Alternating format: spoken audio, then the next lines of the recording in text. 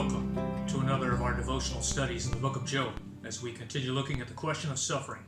I'm Pastor Greg Bing of Grace Bible Church in Fort Worth, Texas, and I'm glad that you've decided to join us today for this study from God's Word.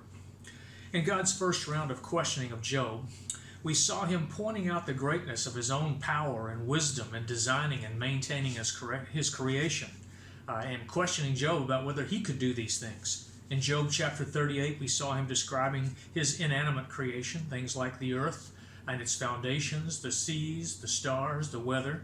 In Job chapter 39, he talked about his animate creation, the various animals that God has made and how they survived and how they maintained their life in this world. And as a result of all this, Job was humbled.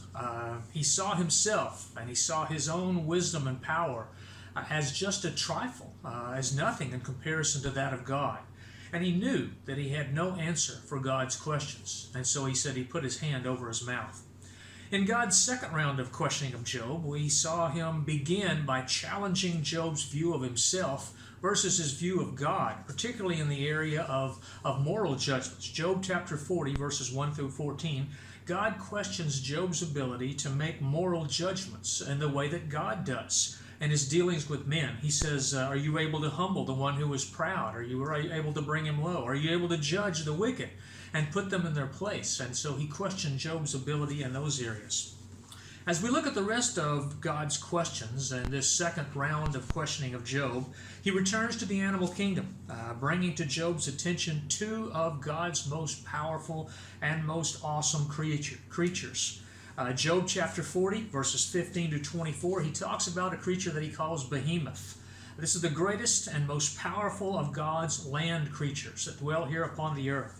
In Job chapter 41, verses 1 through 34, he talks about a creature called Leviathan.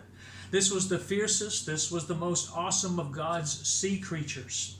But what are these two creatures? Now, there's many different opinions. If you read Bible commentaries and listen to Bible teachers, there's certainly no consensus on this. So what is behemoth? What is Leviathan? Most commentaries will point to common animals that exist today. Behemoth is usually described as being an elephant or a hippopotamus. Leviathan as being a crocodile or a whale. Which is kind of interesting because those are two very different types of creatures, and yet you see that in these passages. And when we look at the behemoth in Job chapter 40, verses 15 through 24, he describes him in verse 15 as an animal that eats grass like an ox, so it's an herbivore instead of a carnivore. It's described in verse 16 as his strength is in his hips and his power is in his stomach muscles. And then in verse 18 is described as being having bones that are like beams of bronze and ribs that are like bars of iron. So taking those types of descriptions, many people point to an elephant and say, well, it sounds very much like an elephant. Although it is interesting what's missing. If you look at the elephant, probably the most distinguishing characteristic of an elephant is his trunk. And yet there's no mention of anything like that in describing the behemoth. If you go on to verse 22 of this chapter, it says that this creature, actually verse 21, it says he lies under the lotus trees in a covert of reeds and marsh. It talks about the lotus trees give him shade, the willows surround him. And in verse 23 it says, indeed the river may rage, and yet he's not disturbed. He's confident. Though the Jordan would gush into his mouth, though he takes it in his eyes, or it pierces his nose with a snare. Any of those things happen. Now, people read those descriptions, and it sounds more like a hippopotamus than an elephant, especially its time spent in the rivers. Even the very name hippopotamus means water horse, and so it spends a lot of its time in the waters. But I want you to consider a couple of verses in this chapter, and look at what they say. Verse 17 says this. It says, he moves his tail like a cedar. The sinew of his thighs are tightly knit. Moves his tail like a cedar, meaning a cedar tree or a branch from a cedar tree. If you look at the elephant and the hippo, their tails are more like, the old child's poem of the 6 men of Indostan, the blind men who came to see the elephant. When one grabbed hold of its tail, he says it's like a rope. Certainly nothing like moving your tail like a cedar tree. And then in verse 19 it says this about behemoth. He is the first of the ways of God. Only he who made him can bring near his sword. He is the first. He is the chief of the ways of God, which seems to imply that this is the greatest, the largest, the most powerful of God's creatures. Now, when you think about God's most powerful creatures, the elephant is certainly a large and powerful animal. So is a hippo. But which animals did God create that fit this description better than an elephant and than a hippopotamus or even a rhino? Well, I think that would be the dinosaurs. Dinosaurs. In the case of behemoth, a large herbivorous dinosaur, those that would have the long necks like Apatosaurus or the Brachiosaurus. They also have long, thick tails. Like what? Like a cedar tree. They move their tail like a cedar tree.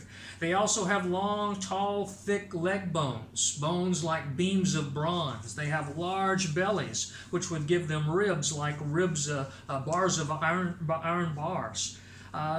People say, well, if these are dinosaurs, if that's what God meant, why didn't he just call them dinosaurs? Well, that's an interesting statement because we look at the term dinosaur. When did that term come into effect? When was it first coined? Well, it wasn't coined until the 1800s, 1840, before dinosaurs were given that title, a word that means terrible lizard.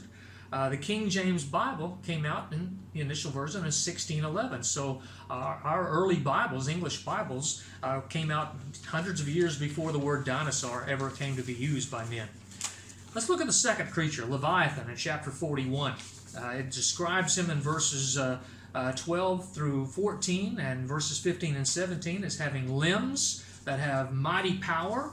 It describes him as having a tough outer coating that provides protection for this animal.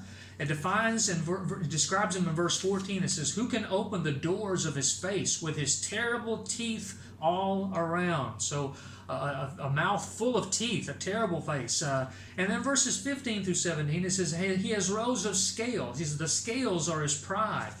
They're shut up tightly as with a seal. And so these scales are all joined together as a seal of protection for this animal. Well, you look at all of those descriptions, and many people believe that they point to the crocodile, that the Leviathan is describing a crocodile. But when you continue reading in this passage and look at a lot of the other verses, it points to this creature as being a sea creature. A crocodile is not a sea creature. Certainly it goes in the water at times and so forth, but it doesn't dwell in the seas or the oceans.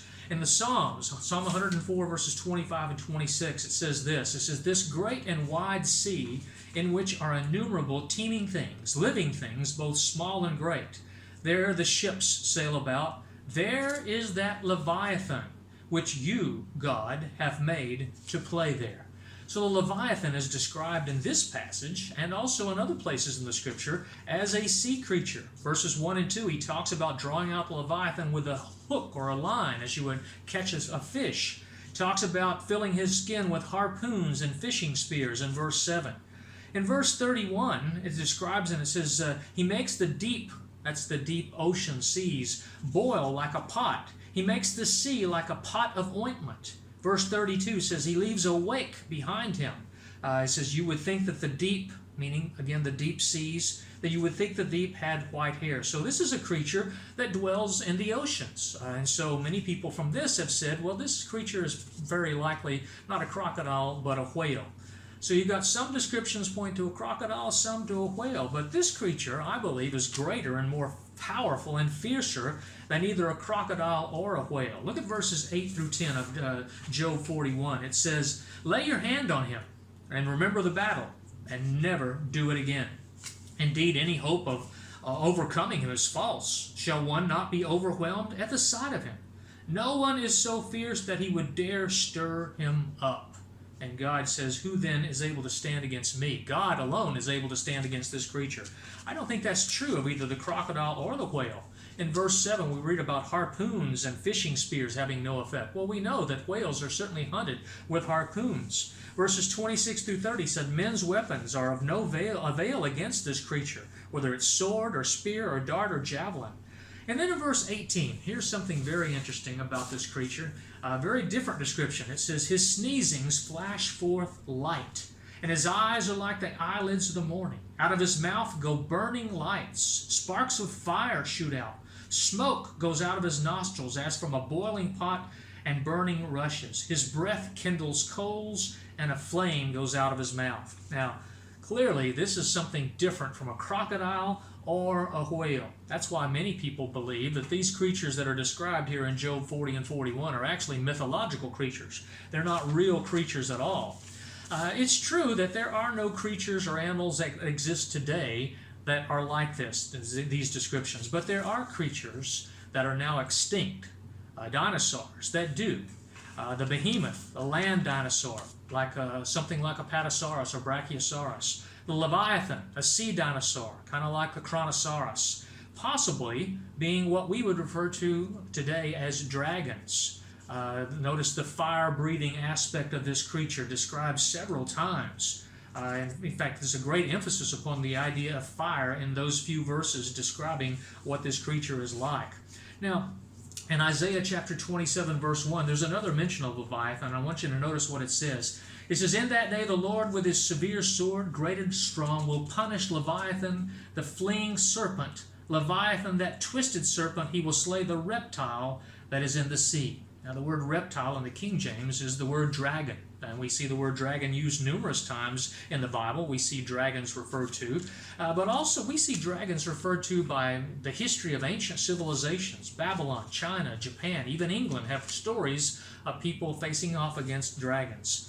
And we have a creature that exists today that is called the bombardier beetle. It combines two chemicals and pouches inside of him. And they have a chemical reaction, and it heats this liquid that's formed to 212 degrees Fahrenheit. And he uses and he sprays this liquid out in defense against predators. In a sense, you've kind of got like a fire-breathing beetle, and that we can see and know. So it's certainly possible that this could take place, or could have taken place, with some dinosaurs on a larger scale. You know, God's words to Job are to look at these great, powerful creatures. Job 40, verse 15, "Behold, or look at Behemoth." These are real living creatures that God's describing. These are not just myths. These are not just symbolic things. These are creatures Job had seen or could see.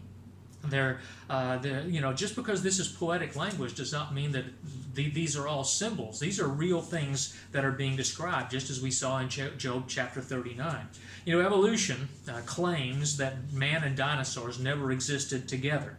But these claims certainly do contradict what the Scriptures teach. Exodus chapter 20, verse 11 makes it very clear that God created the entire universe in 6 days, the heavens, the earth, the seas, and everything that is in them. And that included dinosaurs, certainly included these two creatures, Behemoth and Leviathan.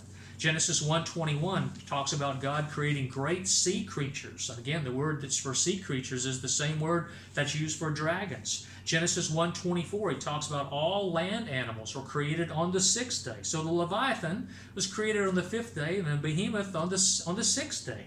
And that's what it says even in Job 40:15. The Behemoth, God said, "which I made along with you," Job, meaning man.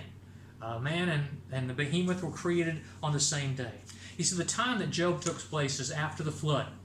And at that particular time, dinosaurs, which I think were preserved on the ark through the flood, they were not yet extinct, and so Job could have seen these creatures. They were likely killed off later on by weather changes that came as a result of the flood and its effect upon climate. There was very likely an ice age after that. We might ask the question, what's God's purpose in pointing out these two awesome creatures to Job? I hope that you'll join us on our next study as we continue, and we'll look at that question next time as we continue these studies from the book of Job.